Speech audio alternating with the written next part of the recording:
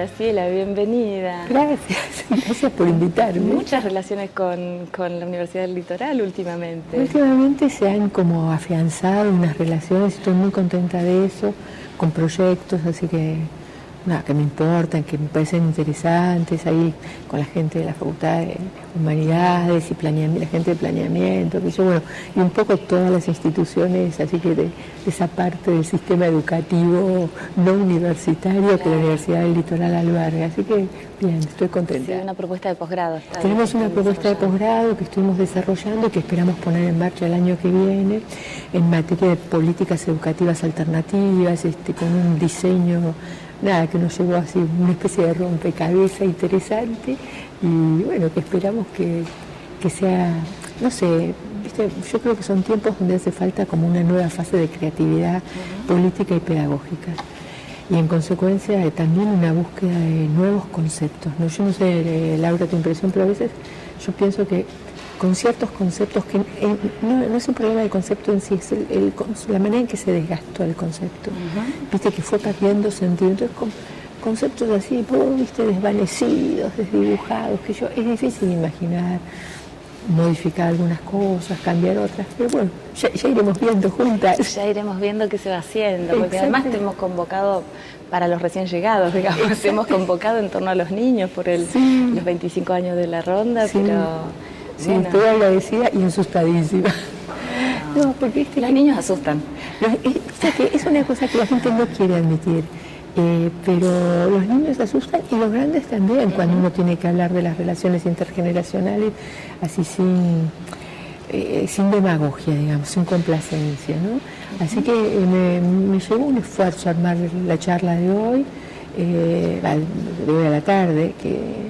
Vamos a ver lo que sale. Vamos a ver. Sí, en principio para el público en general supongo que lo que sorprende es el plural de infancias, ¿no? Que me parece que, bueno, no alude a una serie de distintas tipologías de niño, digamos, sino que me parece que es un concepto potente el que está detrás. Sí, viste que a nosotros, bueno, vos viste que los chiquitos, recién niños e infancia no es exactamente lo mismo. Vos venís del psicoanálisis y sabés que el concepto en singular de infancia no remite a una cronología, a un tiempo determinado de la vida, sino ese bullicio del mundo interno que nos acompaña toda la vida y con la que te la tenés que dar siempre.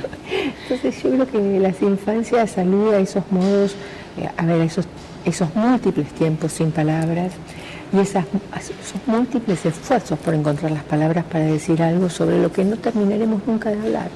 ¿No? Yo creo que quizás para la charla de hoy lo más desafiante para mí es poder decir, mira, a ver, uno no puede dar sobre ciertos temas como una conferencia magistral, decir, he aquí el conocimiento sobre la cosa, bueno, sobre los pequeños, sobre la niñez y sobre la infancia. Es tan evidente la construcción sociohistórica y es tan evidente los modos en que la sociedad trata de maneras tan diferenciadas, por no decir segmentadas, y a veces por no decir...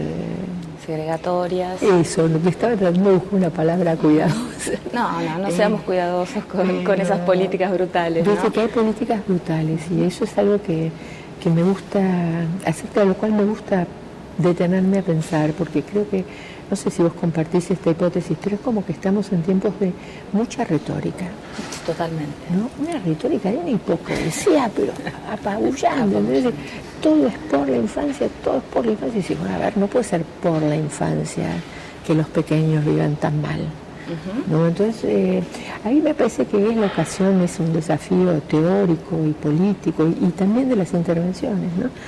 Como hacerse una pregunta así, bueno, ¿por qué será que diciendo querer tanto a los niños, finalmente lo que se pone de manifiesto en el registro de las políticas es por lo menos la suspensión del amor, sino el odio hacia los niños, ¿no?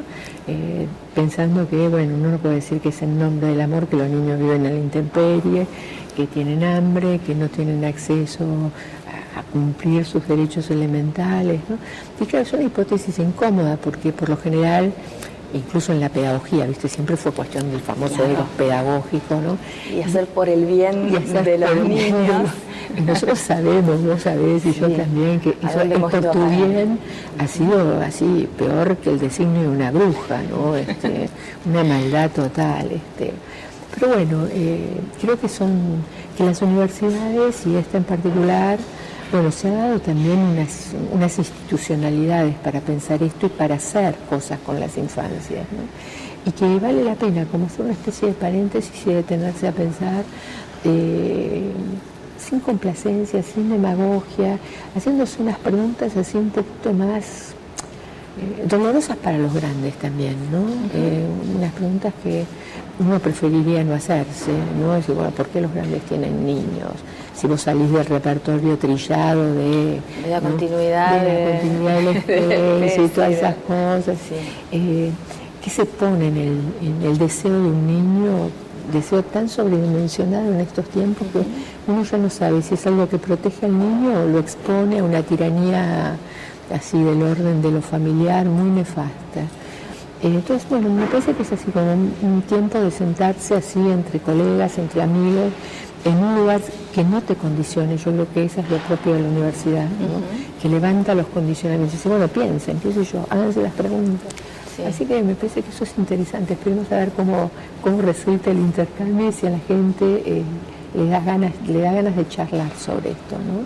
Sí. De preguntarse, sabiendo que no hay, qué sé yo, no hay un listado de las necesarias buenas acciones que pondrán a los niños a salvo de los grandes, ¿no? Ni a los grandes a salvo de los niños internos que aún conservan, dicho sea de paso. No, seguro, porque además socialmente hay operaciones discursivas, digamos, que colocan a los chicos en lugares tan incómodos, digamos, o que conozcan, bueno, vos trabajás lo de la división de las infancias, sí. Y el niño y el niño no como niño, digamos, que es el menor. Sí. Esta producción, digamos, social, que es la minoridad, las políticas de protectorado, desde ese lugar tan complicado de pensar, ¿no? Que sí. Para un lado va la afiliación, va el destino de escuela, de hijo y de alumno, y para el otro lado el menor. Sí. O el niño adjetivado. Sí. Para mí, no sé tu opinión, pero la verdad me gustaría que lo tomáramos, si te parece. Yo creo que estos son tiempos donde ha quedado muy al desnudo, para el que las quiere ver, como unas políticas que tienen, yo digo, una tentación de subjetivante. No lo que son de subjetivantes, que era mi tentación primera, es decir, son de subjetivantes. Pero que están cerca. Pero que en todo caso tienen ese ánimo, ¿no? De no ver a nadie ahí donde hay otro.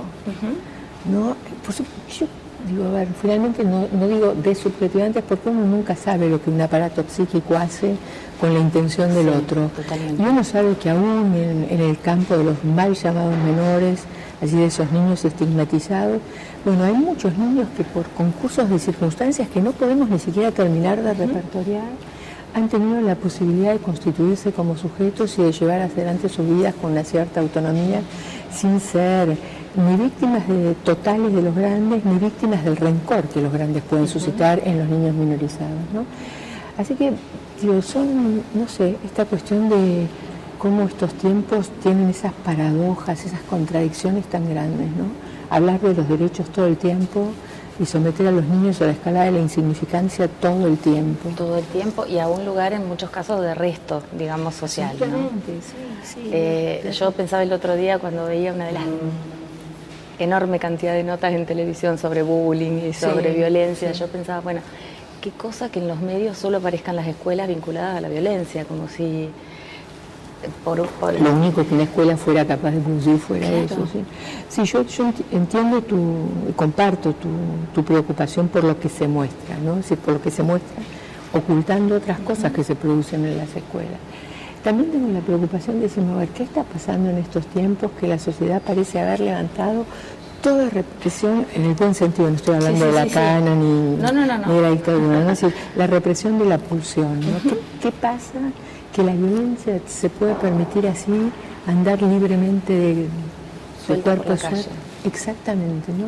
O sea, ¿qué operación de los grandes, en todo caso, está en juego para, bueno, no haber colaborado en que las nuevas generaciones, los recién llegados, como vos decías recién, pudieran instalarse en una relación con la ley, ¿no? Es decir, a ver, no las leyes, sino la ley estructurante, ¿no? ahí para mí hay una inquietud, y bueno, vos sabés porque has leído también y compartimos la lectura.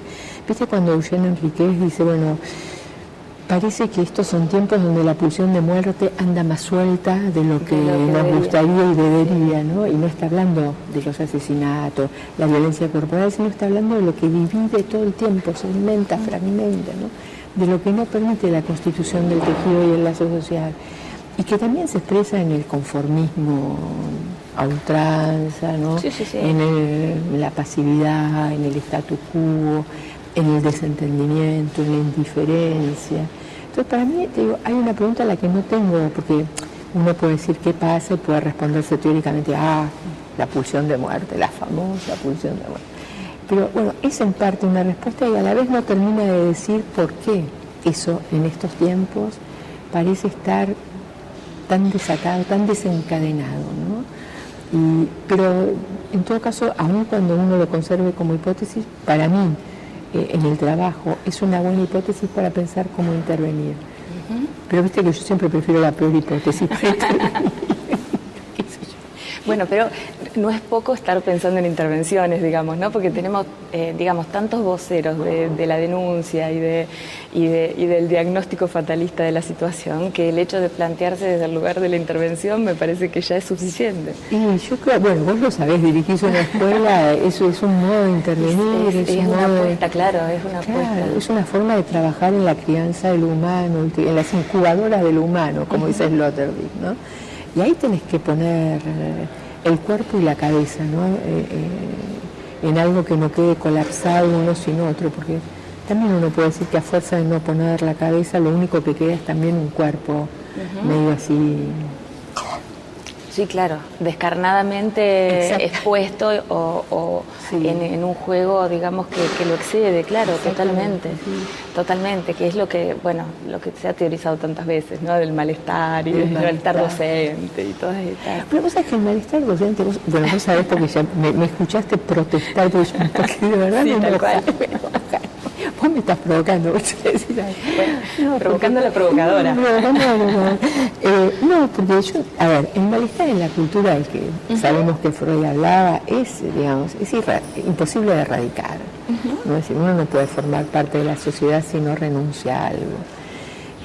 Bueno, ¿qué renuncia? ¿Cómo te piden la renuncia? Digo, son temas no menores que hay que abordar.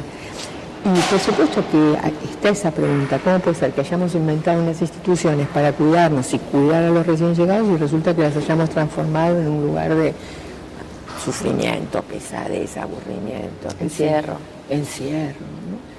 Pero, y yo entiendo que los grandes pueden sentirse mal de a ratos, ¿no? Lo que me preocupa es la omisión de la preocupación por el malestar de los niños.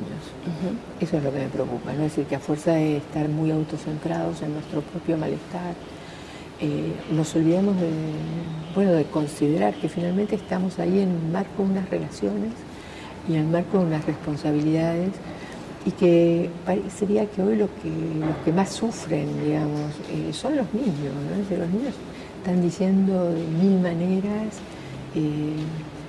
que hay algo que los grandes tenemos que volver a pensar. Y me parece que estamos así medio lentejas, ¿no? Es decir, que se ve que hay más de un obstáculo para pensar esto. Pero estamos lentejas como generación, digamos, o sea, parental, digamos, en algún sentido, pero también teóricamente me parece que estamos lentejas, ¿no? Como que los cuerpos conceptuales y teóricos con los que intentamos pensar las cosas vienen haciendo ruido. Sí, vienen sin aire nuevo. Sí, claro. Sin aire nuevo. Claro. Sí, yo creo que es cierto, que yo comparto con vos que estamos un poco presos de ciertos cercos cognitivos, ¿no? O que la necesidad de, de unas certezas imposibles en estos territorios y respecto a estos temas, ¿no? Nos llevan a estar tan aferrados conceptualmente a unas cosas que mientras tanto los niños pasan delante nuestro sin que los veamos, ¿no? Es decir, finalmente hay algunas teorías que son bien defensivas para los adultos, ¿no? Las que te permiten clasificar, diagnosticar, y finalmente las etiquetas también resultan de los aportes de las disciplinas, ¿no? Totalmente. No son avaras en el momento de proporcionar excusas. Pero es interesante que frente a esa oferta de cerco cognitivo los grandes no nos interroguemos, ¿no? Es decir, qué sé yo, un niño se mueve mucho, ¿no? Le damos Ritalina. Le damos Ritalina. Entonces, qué sé yo, cuando empezás a hablar con alguna gente, y vos lo sabes bien, ¿no? Es decir, realmente cuando un niño se mueve mucho está probando desesperadamente, necesita constatar que hay un marco que lo sostiene y necesita defenderse de una tristeza que seguramente no es la propia, sino una depositada en él. Digo tristeza para no decir depresión o melancolía. O melancolía, ¿no? sí. Entonces finalmente la Ritalina le saca eso, el pibe vuelve a quedar, ¿no? Pero ¿cómo puede ser que no nos preguntemos? No sé. Sí, es muy difícil y es una pregunta, bueno, difícil de sostener con lo que decíamos en el sentido de ponerle el cuerpo, de estar ahí, porque realmente es difícil, digamos, trabajando con docentes uno lo ve en forma permanente, pero también es difícil porque es muy difícil la relación con los padres, el lugar en el que la sociedad se ubica frente a estas cosas. Entonces quedamos como pedaleando en el aire y ya digo, en un lugar de una denuncia impotente más que en el de una intervención con algún asomo de eficacia, ¿no? Y que restituya la palabra, porque lo que es extraño es esto, los derechos del niño, a los niños se los escucha, los niños hacen retórica también. Claro, no. Los niños también han aprendido a fuerza de los grandes, digamos, cómo decir algunas cosas, sin que necesariamente eso cambie nada. De que eso a veces uno lo ve, cuando trabajas en las instituciones más cerradas y con chicos que han pasado ahí muchos años, que te ven venir y ya te adjudican una identidad de oficio, de profesión, y después te cuentan lo que suponen que uno está esperando, ¿no? Sí. Pero ahí también ha habido, me parece, por un lado, a ver, como si hubiéramos solicitado palabras con las cuales no podíamos hacer nada, ¿no? Y las palabras que solicitamos tampoco dan lugar a un trabajo de elaboración. Entonces también eso de decir por decir, ¿no? Bla, bla, una charla por una charla, sin trabajo psíquico después. Para lo que vos hablás de los padres, yo no sé cómo vos lo ves ahora que ahí desde la escuela que vos dirigís es una escuela un poco que tiene características particulares, quizás no sea lo más generalizable ni universalizable, pero para vos, ¿cómo se plantea esa cuestión de los padres? Porque hay también hacia los padres una especie de andanada contra esos padres. No, me parece que, digamos, contra lo que uno pelea, hay casos puntuales, esto que vos decís del odio a los niños, aunque sea escandaloso decirlo, uno ve padres ubicados en un lugar muy hostil frente a sus hijos o frente a lo que les pasa a sus hijos y que no solo que no operan en eso, sino que lo generan, lo perpetúan y bueno, desde luego desde un modo inconsciente y desde luego... no se trata que nadie se plantee... Pero también está esta otra cosa que es social y que se ha instalado muy fuertemente del padre que no se hace cargo. Una madre llegó a decir el otro día a la maestra, bueno, qué sé yo tengo 3 hijos, hace lo que pueda, yo hasta acá llego, digamos, ¿no? Y es muy difícil ponerse en ese lugar, digamos, o sea, cuando uno ve a un niño que sufre, que está haciendo síntomas, digamos, o fracaso escolar, estas cosas que uno ve, sí, ¿no? Las maneras que tienen los chicos de decir que algo no va del todo. Pero que me parece que es lo mismo que en lo social, ¿no? Sí. Ciertas cosas de la adolescencia o de la juventud que son, criminalizadas, digamos, desde el discurso dominante en lo social y quedan ahí y van quedando y todos seguimos haciendo lo demás como si pudiéramos evitarlo, ¿no? Sí, yo comparto lo que decís. A la vez, también tengo la impresión de que las instituciones han tomado como una coartada esa fragilidad de lo paterno y lo materno, ¿no? Y entonces, bueno, si no hay padres ahí lo suficientemente buenos para decirlo a lo Winnicott, entonces las instituciones, si no podemos nosotros tampoco. Hasta que, claro. No, es decir, como, no sé, para mí es toda una interrogación, qué es lo que en particular una escuela, ¿no?, puede esperar y pedir de un padre, porque entre otras cosas tampoco es que un padre o una madre en genérico, ¿no?, vaya a cambiar porque alguien le dice el deber ser. Por supuesto.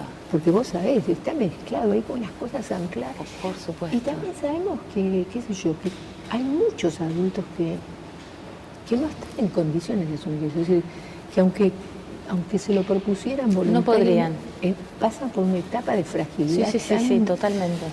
desarmante, ¿no? Entonces, el problema para mí es cuando la institución se calca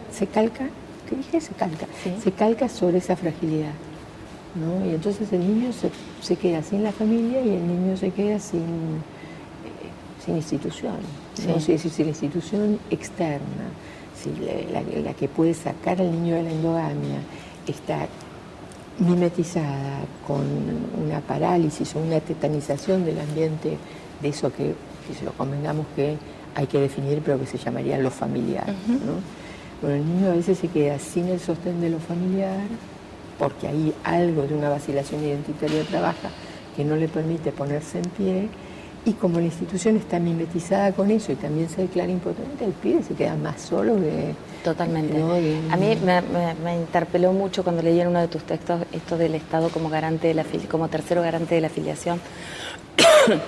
Y en algún sentido, bueno, justamente la responsabilidad que tenemos de ayudar a inscribir, digamos, a ese sujeto de alguna manera, ¿no? Cuando falla en la función. Y yo creo que ahí hemos estado medio descuidados, me parece, hacia lo que es las filiaciones simbólicas como búsqueda identitaria, ¿no? Que a veces hay como un sobre-refuerzo de la filiación de sangre, digamos, que es importantísima, que los chicos estén reconocidos. Pero me parece que ahí también hay algo a preguntarse acerca de unos modos que tuvimos de entender las identidades como cristalizadas, de despreciar el material simbólico de toda identificación externa a lo familiar. Y yo creo que así hay algo del orden de lo familiar que termina siendo muy pesado para los niños, ¿no? Muy sobrecargado, muy difícil. Si ya no es una oferta identitaria, a veces parece una imposición identitaria.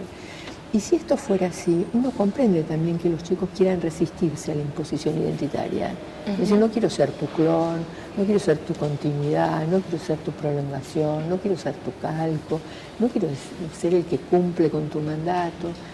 Y a veces tratando de no cumplir con el mandato termina uno cumpliéndolo también, ¿no? Y los chicos también, porque viste que son como prisiones esas merezundas familiares, qué sé yo. La novela familiar del neurótico. El neurótico y todos los demás. Claro. Exactamente. Pero yo creo que ahora, viste que me parece que hay una dificultad para mí que puedo describir, ¿no? Una dificultad que yo diría es la dificultad para asumir la finitud de la vida. Yo veo las nuevas tecnologías que tienen mil ventajas y maravillas y qué sé yo, instalan un fantasma de todo poder y continuidad, de toda reparación, ¿no? Sí, bueno, de una especie de renovación eterna, y estamos soportando mal el hecho que finalmente somos mortales, como decía el viejo silogismo, ¿no? Y claro, la vida de los niños cuando crecen, lo que ponen en evidencia es la finitud de la generación anterior, y el envejecimiento, el paso del tiempo, la necesidad de dejar ciertos lugares, de transmitir unas cosas, de dar el pase, ¿no? Y con esa dificultad me parece que se complica mucho la relación con los chicos, porque los grandes están como muy aferrados al sueño de inmortalidad, ¿no? Y es un sueño en que yo creo que la tecnología colabora mal, digamos, por decirlo de alguna manera. Pero, no sé, son tantas cosas las que se juegan que yo creo que es acá donde se juega ¿viste? Lo propio para mí, ¿no? Viste que estoy reivindicando la idea de oficios últimamente. Sí, claro. Bueno, como mi maestra Lidwin, digamos, que tiene el oficio de enseñar. Exactamente. Que por muchas cosas, ¿no? Primero porque el oficio remite a lo que no podés estandarizar ni universalizar, no podés universalizar así al modo de una tipología, ni al modo de un juego de encastre, si tengo A más B más C, ¿no? El oficio te exige vez a vez, cada caso, tiene algo de arte, con la artesanía, la creatividad. Y después también porque viste que está ese texto que felizmente tradujeron el año pasado, del de Agamben, donde él retoma el origen etimológico de la palabra oficio, ¿no? Y él dice que bueno, el oficio es esa palabra tan interesante, tan importante, porque disuelve unas falsas dicotomías entre el ser y el hacer. ¿No? Entonces uno es mientras está haciendo lo... Y todo lo que viene detrás, ¿no? La teoría y la práctica. Exactamente, claro, dice, basta de eso, ya está. Dios. ¿Cuánto más vamos a decir? No se puede dividir, esta división no existe, y me vienen a decir la teoría, la práctica. Bueno. Y a mí me parece que el concepto de oficio disuelve esa cuestión, ¿no? Finalmente hay algo ahí de un hacer que se vuelve pensable, teorizable, de una teoría que se vuelve una forma de posicionarse y de intervenir, ¿no? Y una cuestión donde eso, ¿no? Hay algo de unas fronteras que se diluyen. Y eso me gusta, eso es auspicioso. Es auspicioso. Eso es auspicioso, pero dicho esto, admitamos que no. Vos conoces muchísimos que quieran ejercer oficios. Bueno, pero el maestro, probablemente en otras instancias del sistema educativo no, pero el maestro suele reivindicar un poco esto. Sí.